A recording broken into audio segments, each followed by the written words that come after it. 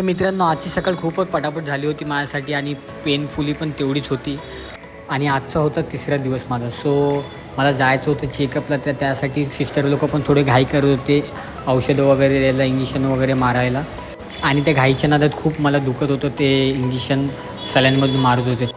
आणि हे बघा, सध्या तरी माझं हॉस्पिटलमधलं जीवन ह्याच्यावरच चालू आहे. हे भाताची पेज जर तुम्हाला माहिती असेल तर जास्ती हायवी खायला मला बंद केलेलं आहे. खाऊन झाल्याच्या नंतर झाला होता वेळ थोडा वाफ घ्यायचा. तर हेला आमच्या आईच्या भाषेमध्ये बोलतात मुसका.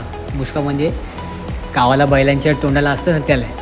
लॉकडाऊनमध्ये देखील तुम्ही लावण्यात फिरलाच असाल, सो तुम्हाला सांगायची ते गरज नाही. तर मग मी निघालो होतो लॅबमध्ये एक्सरे आणि ब्लड चेक करायला.